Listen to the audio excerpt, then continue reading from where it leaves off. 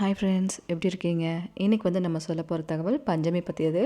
பஞ்சமி இன்றைக்கி ஃபுல்லாகவே இருக்குங்க. இன்றைக்கி ராத்திரி 9:40 வரை பஞ்சமி கண்டினியூ ஆகுது. அதனால் இன்றைக்கி நாள் முழுக்க அதோட பவருங்கிறது உங்களுக்கு இருக்க தான் செய்யும். ஸோ வீடியோ பார்க்குறவங்க இந்த பஞ்சமி நேரத்தில் நீங்கள் எந்த விஷயத்தை முயற்சி செஞ்சாலும் அது உங்களுக்கு கைமேல் பலனாக அமையுங்க. இப்போ நீங்கள் பிக்சரில் பார்த்துட்ருக்கீங்க இல்லையா, இது நம்ம சிஸ்டர் அவங்க வீட்டில் வராகி அம்மன் வச்சு சுவாமி கும்பிட்டது. மனசு ரொம்ப கஷ்டமாக இருக்கேன்னு அம்மன் முன்னாடி உட்காந்து அழுதுருக்காங்க.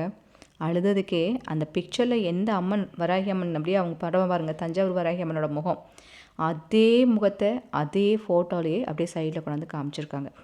பார்க்கும்போது எனக்கு ரொம்ப ஆச்சரியமாக இருந்துச்சு. அந்த சிஸ்டர் இங்கே பாருங்கள் சிஸ்டர், ரொம்ப சங்கடமாக இருந்தேன்னு அம்மா முன்னாடி உட்காந்து ஃபீல் பண்ணிகிட்டு இருந்தேன், ரொம்ப சங்கடமாக இருந்துச்சு, அப்படியே அம்மா முகத்தை கொண்டாந்து காமிச்சிட்டாங்க அதில் அப்படின்னு எனக்கு பார்க்கும்போது எனக்கு பிரமிப்பாக இருந்துச்சு. உங்களுக்கு நல்லா ஜூம் பண்ணி நான் காமிச்சிருக்கேன். அந்த பிக்சரில் இருக்க அதே முகம், அதே அந்த கொம்பு உட்பட கண் உட்பட அப்படியே எக்ஸாக்டாக தருது. நீங்களே பாருங்கள் இந்த இமேஜில் எப்படி இருக்காங்கன்னு.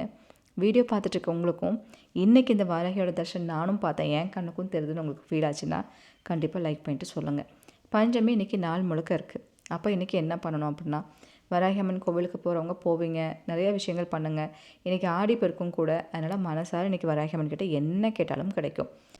இந்த மாதிரி ஆடிப்பெருக்கில் பஞ்சமி வருது ரொம்ப ஒரு ஆச்சரியமான ஒரு விஷயந்தான். நிறைய சிறப்புகள் இருக்கும், நிறைய நல்ல விஷயங்கள் இதில் நடக்கும். அதுக்கு பிரபஞ்ச வசதி நாள் வர ஸோ நிறைய நல்ல விஷயங்கள் இதனால் நடக்கும். அதனால் மனசார எந்த விஷயம் ட்ரை பண்ணாலும் பண்ணுங்கள். பொதுவாக நம்ம கடவுள் வழிபாட்டில் ரெகுலராக பண்ணுற ஒரு விஷயம், தீபமாச்சு வச்சு வழிபாடு பண்ணணும்னு நினைப்போம். ஏதாவது எல்லா விஷயங்களும் செய்ய முடியாட்டியும் ஒரே ஒரு தீபம் வச்சாச்சு நம்ம வழிபாடு பண்ணுவோம் அப்படின்ட்டுருக்கு. ஆனால் சித்தர்கள் என்ன சொல்கிறாங்கன்னா, வராகி அம்மனுக்கு நீங்கள் உங்கள் விஷயம் சீக்கிரம் நடக்கணும்னா அவங்களுக்கு இந்த டெக்னிக்கை ஃபாலோ பண்ணுங்கள், சீக்கிரம் நடக்கும்னு சொல்கிறாங்க. என்னென்னா, வராகி அன்னை ஒரு அபிஷேக பிரியைன்னு சொல்லுவாங்க. அபிஷேகம் நீங்கள் என்னென்னலாம் நீங்கள் வெரைட்டியாக அவங்களுக்கு பண்ணுறீங்களோ, எவ்வளோ சந்தோஷமாக அவங்கள வச்சுக்கிறீங்களோ அந்தளவுக்கு மனசு குளிர்ந்து அவங்க கேட்குற விஷயங்களெல்லாம் செய்வாங்கன்னு சொல்லுவாங்க. அதில் முக்கியமான ஒரு பொருள்னு பார்த்திங்கன்னா தேன். இந்த தேன் அபிஷேகம், இந்த தேன் அபிஷேகங்கிறது உங்களுக்கு தெரியும், எல்லா கோவில்கள்லேயும் எல்லா தெய்வங்களுக்கும் பண்ணுவாங்க. பர்டிகுலராக வராகிக்கு தேன் அபிஷேகம் பண்ணுறனால என்ன ஒரு நன்மை நடக்குன்னா, உங்களுக்கு கோர்ட்டு கேஸ் வழக்கு, இந்த உடல்நிலை சரியில்லை, அந்த மாதிரியான பிரச்சனைகள், தீர்க்க முடியாத கடன் பிரச்சனை, மன உளைச்சல் அதிகமாக இருக்குது, என்னால் தாங்கவே முடியல, ரொம்ப கஷ்டப்படுறேன், என்னால் சகிச்சிக்கவே முடியல அப்படிங்கிற மாதிரி ஒரு சங்கடத்தில் இருக்கவங்கெல்லாம் வராகி அன்னைக்கு தேன் அபிஷேகம் பண்ணுறதுங்கிறது சூப்பரான ஒரு பவர் கொடுக்குன்ற மாதிரி சொல்லியிருக்காங்க. சரிங்களா? இந்த தேன் அபிஷேகம் அப்படிங்கிறது நீங்கள் வராகி அம்மன் கோவிலுக்கு வாங்கி கொடுத்து தேன் அபிஷேகம் பண்ணாலும் சரி, உங்கள் வீட்டில் விக்கிரகம் இருந்துச்சுன்னா அந்த விக்கிரகத்துக்கு அபிஷேகம் பண்ணாலும் சரி. நான் வீட்டிலலாம் ஃபோட்டோ கூட வச்சுக்கிறதுல தீப வழிபாடு தான் பண்ணுறேன்னு நினைக்கிறவங்க, நீங்கள் தேனை ஒரு தட்டில் ஊற்றி அதன் மேலே தீபம் வைக்கலாம். இது ஒரு சின்ன தட்டில் ஊற்றி ஒரு தீபம் வைக்கிற அளவுக்கு வச்சாலே போதும். நீங்கள் தீபம் வைக்கும் போது நெய் தீபமாக வைங்க. அதுக்கப்புறம் இந்த தேன் இருக்கு இல்லையா, இதை எடுத்து நீங்கள் மறுபடியும் தீபம் வைக்கிறதுக்கு நீங்கள் பயன்படுத்திக்கலாம். அப்படி இல்லைன்னா இப்படி வழிபாட்டுக்கு பயன்படுத்தின தேனை உங்கள் வீட்டில் குழந்தைங்கள் ஏதாவது வாய் பேச முடியாமல் இருக்குது, வாய் பேசுகிறதுக்கு ரொம்ப கஷ்டப்படுறாங்க, திக்கி பேசுகிறாங்க, அந்த மாதிரிலாம் பிரச்சனைலாம் இருக்கும்ல, அவங்களுக்கு நீங்கள் வாயில் வச்சு விடுங்க. அப்புறம் உடம்பு முடியாமல் இருக்காங்க, கஷ்டப்படுறாங்கன்னா அவங்களுக்கு இந்த தேனை கொடுங்க. இப்படியெல்லாம் வராகி அன்னைக்கு வைக்கிற இந்த தேனை நீங்கள் கொடுக்கும்போது அது மருந்தாக மாறி வேலை செய்யும் அப்படிங்கிற சில விஷயங்களும் இருக்குது. தேனுக்கு அப்படி ஒரு பவர் இருக்குங்க. உங்களுக்கு ரொம்ப பிரச்சனை ஜாஸ்தியாகுதுன்னா தேன் வாங்கி உடனே ஒரு அபிஷேகம் பண்ணி, உங்களுக்கு இந்த பிக்சரில் இந்த மந்திரம் காமிச்சிருக்கு பாருங்கள், இது காரிய சித்தி மந்திரம், பஞ்சமியில் சொன்னால் ரொம்ப பவர்ஃபுல்ன்ற மாதிரி சொல்லியிருக்காங்க. இந்த மந்திரத்தை இன்றைக்கி பிரபஞ்ச வசியனாலும் இருக்கனால 333 வாட்டி ஒரே ஒரு வரியை மட்டும் சொல்லுங்கள். எப்படி சொல்லணும்னா, ரீங் க்ரீங் வஜ்ரங்கி ஹஸ்திரீகா நம. சரிங்களா? அவ்வளோதான். ரொம்ப ஈஸியாக சொல்கிற ஒரு வார்த்தை நிறைய காரியத்தை நமக்கு உண்டாக்கும்.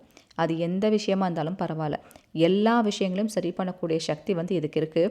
உங்களால் அபிஷேகம் கூட செய்ய முடியாத ஒரு சூழ்நிலையில் இருக்கீங்க, எனக்கு அந்தளவுக்கு கூட ஸ்ட்ரென்த்து கம்மி ஆயிடுச்சுன்னு நினச்சிங்கன்னா, மனசார இந்த மந்திரத்தை மட்டும் இன்றைக்கி 333 வாட்டி சொல்கிறது கூட நீங்கள் கேட்குற விஷயத்த அப்படியே நடக்க வைக்கக்கூடிய ஒரு பவர் இருக்குது.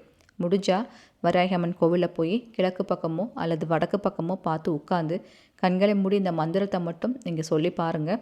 நினச்சி கூட பார்க்க முடியாத ஒரு வெற்றி அப்படிங்கிறது கண்டிப்பாக உங்களுக்கு கிடைக்கும். பொதுவாக காரியசித்தி மந்திரங்களில் முக்கியமான அந்த தெய்வங்களுக்கு உகந்த நாளில் சொல்லும் போது நல்லா பவர் காமிக்கணும்னு சொல்லுவாங்க. வராகிக்கு பஞ்சமி தான் பெஸ்ட்டுன்னு சொல்லுவாங்க. பஞ்சமி மட்டும் இல்லைங்க, நீங்கள் இந்த அஷ்டமியெல்லாம் வருது இல்லையா, அஷ்டமியில் நீங்கள் செய்யலாம். பௌர்ணமி, அமாவாசை, இந்த மாதிரி முக்கியமான நாளெல்லாம் கூட காரியசித்தி மந்திரங்களை பயன்படுத்துறது நல்ல விசேஷம்னு சொல்லுவாங்க. ஏன்னா அந்த மந்திரங்களோட சக்திங்கிற அந்த பர்டிகுலர் நாளில் இன்னும் வீரியமாக செயல்படும். அதனால் முக்கியமான காரியசித்தி மந்திரங்கள் எல்லாம் கரெக்டாக அந்த நாளில் வந்து நீங்கள் செயல்படுத்தி பாருங்கள். சூப்பரான ஒரு பதில் அப்படிங்கிறது உங்களுக்கு கண்டிப்பாக கிடைக்கும். இந்த தேன் வச்சு வழிபாடு பண்ணுறது மட்டும் இல்லாமல், அதாவது தேனில் வந்து நம்ம அபிஷேகம் பண்ணுறோம் எல்லாமே செய்யறதுங்கிறத மீறி தேன் தானம் கொடுக்கறது, அதுவும் பர்டிகுலராக பஞ்சமியில் தேன் தானம் கொடுக்கறது. இந்த ஒரு பொருளை வாங்கி நீங்கள் யாருக்காவது உங்கள் வீட்டு பக்கத்துலேயோ அல்லது உங்கள் சொந்தங்களுக்கோ இல்லை தெரிஞ்சவங்களுக்கோ யாருக்காவது ஒருத்தருக்கு இந்த தேன் தானம் கொடுக்கறது அப்படிங்கிறது உங்கள் வீட்டில் படிக்காமல் இருக்கிற குழந்தைங்களாம் கூட நல்லா படிக்குமா. இந்த தேனை வந்து தானமாக கொடுக்கறதன் மூலமாக படிப்பில் நல்லா இருந்துட்டு அப்படியே கம்மியாக இருப்பாங்க, ரொம்ப வீக்காக இருப்பாங்க, படிப்புங்கிறதே மந்தமாக இருக்கும். அந்த மாதிரி விஷயம் ஒன்று. இன்னொரு சிஸ்டர் கூட என்கிட்ட கேட்டிருந்தாங்க, சிஸ்டர் பெற்றவங்களுக்கு வந்து ஒரு மதிப்பு மரியாதையே கொடுக்கறதில்ல, சொல் பேச்சு கேட்க மாட்டேங்கிறான், எது சொன்னாலும் எடுத்தறிஞ்சு பேசுகிறான், செல்ஃபோன்லேயே அதிக டைம் ஸ்பெண்ட் பண்ணுறாங்க. இந்த மாதிரி சொல் பேச்சு கேட்காத குழந்தைகள் கூட தேன் தானம் கொடுக்கறது மூலமாக மனம் மாறும்னு சொல்கிறாங்க. ஒரு சாந்த குணம் உண்டாகும், அவங்க மனசில் படிக்கணுங்கிற ஒரு வெறி உண்டாகும். இந்த மாதிரி விஷயங்கள் எல்லாம் கூட இருக்குது. அதனால் நீங்கள் தேன் தானம் கூட கொடுத்து பாருங்கள் பஞ்சமி அன்னைக்கு. எல்லா நாட்களை விட பஞ்சமியில் அதை செய்யும் போது நல்ல ஒரு பவர் கிடைக்குன்ற மாதிரி சொல்லியிருக்காங்க. அதே போல் உடம்பு முடியாதவங்களுக்கு சரியாகணும்னு சொல்லிட்டு கூட நீங்கள் தேனை தானம் கொடுக்கலாம். கடன் பிரச்சனை சரியாகணும், ஒரு சின்ன பாட்டில் தேனாக இருந்தால் கூட நீங்கள் வாங்கி தானம் கொடுக்கறது மூலமாக அதில் ஒரு பவர் காமிக்கும் அப்படின்னு சொல்கிறாங்க. நமக்கு இதெல்லாம் வந்து சாதாரண விஷயம், இது எல்லோரும் செய்கிறதானே தோணும். ஆனால் அது ரெகுலராக நீங்கள் பண்ணி பாருங்கள், உங்களுக்கே ஒரு நல்ல டிஃப்ரெண்ட் கிடைக்கும். மாதத்தில் 2 பஞ்சமி வருது. நீங்கள் வளர்பிறையோ அல்லது தேய்பிறையோ ஏதாவது ஒரு பஞ்சமியை நீங்களே செலக்ட் பண்ணிக்கோங்க. அப்படி ஏதாவது ஒரு பஞ்சமி நீங்கள் செலக்ட் பண்ணிவிட்டு இப்படி தேனை வாங்கி தானம் கொடுக்கறது ஒரு வழக்கமாக வச்சு பாருங்கள். நீங்கள் ஒன்று 2 வாட்டி நீங்கள் செய்யும் போதே உங்களுக்கு அந்த டிஃப்ரெண்ட்டுங்கிறது நல்லா காமிக்கும். நீங்கள் எதுக்காக வேண்டி செய்கிறீங்களோ அதில் ஒரு இம்ப்ரூவ்மெண்ட்டோ இல்லை அதில் ஒரு சக்ஸஸ்க்கான ஒரு அறிகுறியோ ஏதாவது ஒரு விஷயத்த டெஃபினட்டாக காமிக்கும் அப்படிங்கிறது சித்தர்கள் வாக்காக இருக்குது. ஏன்னா சில பொருட்களை சில தினங்களில் கொடுக்கறது மூலமாக நிறைய நன்மைகள் உண்டாகும். அது வந்துட்டு பஞ்சமியில் பண்ணுறது இன்னும் பெஸ்ட்டுன்னு சொல்லியிருக்காங்க. வாராகியை நினச்சி இந்த தேன் தானம் அப்படிங்கிறது பஞ்சமியில் செய்யும் போது நல்ல ஒரு நன்மைகள் நடக்கும் அப்படிங்கிற மாதிரி வந்து சொல்கிறாங்க. இன்னொரு விஷயம், இதே தேனை, இந்த வாராகிக்கு அபிஷேகம் பண்ண அந்த தேனை வந்துட்டு குழந்தை இல்லாதவங்க நீங்கள் அதை சாப்பிடும்போது கூட உங்களுக்கு நல்ல ஒரு குழந்தை பாக்கியம் கிடைக்கும், கரு உண்டாகிறதுக்கான நிறைய விசேஷங்கள் நடக்கும் அப்படிங்கிற மாதிரியும் சொல்லியிருக்காங்க. ஸோ வாராகி மேலே படுற எந்த ஒரு பொருளாக இருந்தாலும் மருந்தாகவும் அது உடல் ரீதியாக சரி பண்ணுற ஒரு நல்ல ஒரு விஷயம் செய்கிறதாகவும் இருக்கிறனால கண்டிப்பாக இந்த விஷயமெல்லாம் தெரிஞ்சு வச்சுட்டு அவசியம் அதை பயன்படுத்திக்கோங்க. பீரியட்ஸ் டைமாக இருந்தால் பூஜை அறையில் உட்காந்து நீங்கள் பண்ண வேண்டாம். தேன் தானம் வாங்கி கொடுக்கறனா சாதாரணமாகவே வாங்கி கொடுக்கலாம், கட்டுப்பாடுகள் எதுவும் இல்லை. இந்த மந்திரத்தை ஏதாவது ஒரு இடத்துல உட்காந்து கூட நீங்கள் சொல்லலாம், ரூல்ஸ் கிடையாது. பட் கோவிலுக்கு போய் சொல்கிறதாக இருந்தால் மட்டும் சுத்தமாக வந்து செய்யுங்க.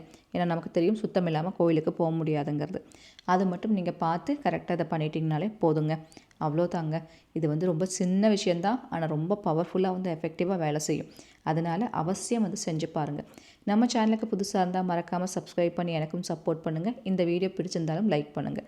Thank you so much.